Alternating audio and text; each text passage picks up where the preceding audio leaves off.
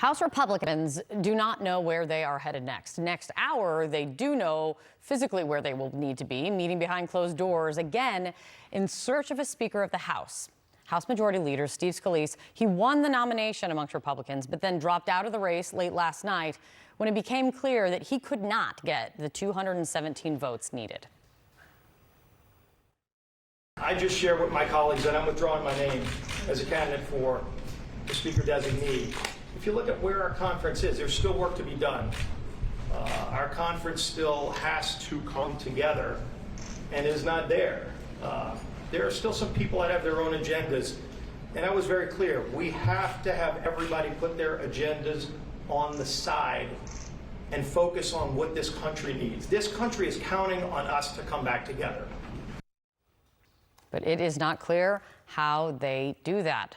This all leaves the House without a speaker, still 10 days after Kevin McCarthy was pushed out. CNN's Lauren Fox back on the Hill for us, joining us now. Lauren, what is likely to happen today? Yeah, all we know right now, Kate, is that lawmakers are going to meet at 10 a.m. over in the Longworth office building to have a conversation about whether or not they need to change their rules for how they elect a speaker. One of the reasons for that is there is concern that no one can get 217 on the floor and that going round after round in a messy battle would just not be very effective. So they are going behind closed doors to debate once again whether or not they should increase the threshold of how many votes you need to get in a secret ballot before you move on to that floor vote. So that is expected to go on for several hours this morning. After that, we are going to be watching to see whether or not Jim Jordan reemerges as a candidate in this race for Speaker. But there are already a number of members who've made clear they will not vote for Jim Jordan. You heard yesterday from Representative Don Bacon from Nebraska, who said he doesn't want to reward bad behavior. There were a number of Jordan holdouts who would not vote for Steve Scalise, and there's this feeling that Jordan already lost behind closed doors, and therefore he should not get to run and win the nomination this time around. So there's so many questions right now. Another question is, even if Jordan got in the race, would he be able to secure the votes? If he can't get them, who is next in line, and how long is this process going to go on? You've heard from a number of members who argue that Patrick McHenry, his powers should be expanded at this point, just given the fact there is work to be done on the House floor, not the least of which is giving Israel more aid that they may need. Kate? Absolutely. All right, Lauren Fox, all over it. Let's see what happens in the coming, well, hour even. John? All right, joining us now is former Republican Congressman Fred Upton from Michigan. Congressman, how much do you miss being part of the Republican conference on Capitol Hill right now? Well, let me just tell you, my wife and my grandkids are so excited that I'm here in St. Joe, Michigan, rather than back in D.C. witnessing this and missing the fun that they're having here in Michigan. But it's a mess back there. There's no question about that.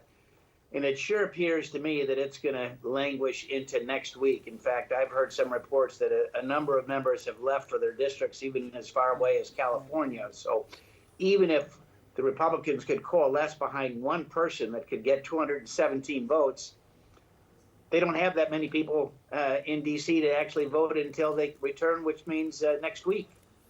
How do you think it looks? You're on the outside right now. I mean, how does this appear to the world? You know, it's a mess. It really is a mess. And as I talk to people here at home, it's like a pox on both houses, which is why, you know, I'm actually involved to a degree with No Labels, a unity ticket. We need some bipartisanship back in D.C. to try and get things done.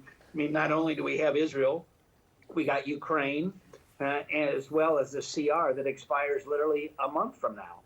So no action has been taken the last couple of weeks, 10 days without a speaker. You can't even begin talks. You don't even know where the goalposts are going to be, trying to get something not only through the House, but get 60 votes in the Senate and get something that the president can sign. So a lot of, particularly federal employees, I mean, I talked to an air traffic controller just yesterday.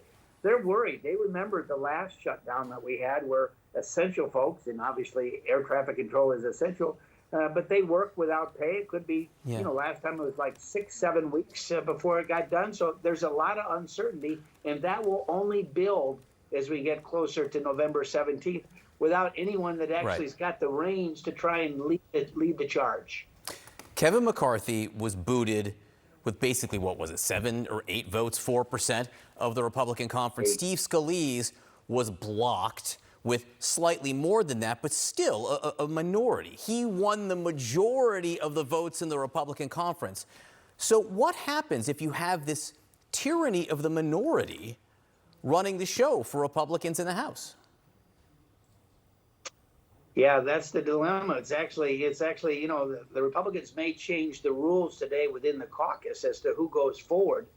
The Constitution still requires that you have to have a majority in the House, which is why, we've got 2 vacancies, which is why 217 you have to actually become Speaker if all those folks vote. So that's why, Jim Jordan, I think, is going to put his name forward maybe today or tomorrow.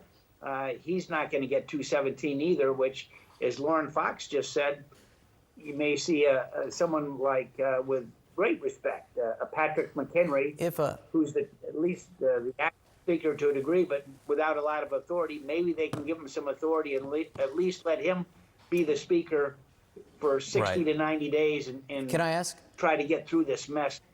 If Jordan somehow does win, does that reward this type of activity inside the conference? It does. And I think it's really, I think, maybe he'd get the majority within, he came, 99 votes a couple days ago to Steve Scalise's 113. So I think he might be able to get a majority, but he can't get a majority on the floor. He can't get to 217, which means you're going to look at Plan C or Plan D as they go forward in a couple of days. But meantime, the clock ticks. 10 days with no speaker, 10 days with no action on these very, very important issues that confront the country today. Joining us now, journalist, author of How's Your Faith, David Gregory. David, it's great to have you. You've got a lot of perspective on D.C. over the years. When this happened and Phil and I were down in D.C., we kept talking about the fact that, well, what if there's a crisis, right? And I was thinking more domestic crisis, but then there is a crisis on the international stage. How can they not coalesce around someone in a moment like this? How do you explain it? I don't have an explanation. I think it's another embarrassment for the Republican Party. Mike McFaul, who's a very serious lawmaker from Texas, from the Homeland Security Committee, said the world is burning. The world is on fire. And we can't seem to come to an agreement on a leader. It's a real problem.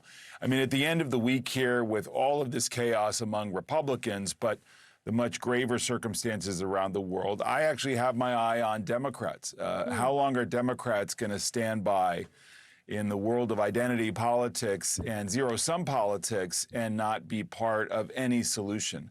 We'll see. I think there's more cards to be played before Democrats jump in. But I think people who don't follow this day in and day out the way we do are looking up and wondering whether Washington has any ability to do their job. To pass bills, to pass legislation, to make sure the government is funded, let alone play a role on the world stage, which is what America is still expected to do. David, do you think people even notice? And I'm not trying to be flip about it, but there has been so much of this over the course of the last decade plus, which you know as well as anybody, and yet this is as absurd and, to your point, embarrassing. I'm quoting Republicans when I say that, as we've ever seen it. And I wonder if people have just totally tuned out. Well, I do think there's a lot of tuning out. I think people just think that politics don't really matter, but they certainly are looking at events around the world and in our country and understanding what the stakes are. Whether it's the ferment on college campuses and the anti-Semitic left that's playing out in the wake of this Hamas atrocity and act of terror against Israel this week.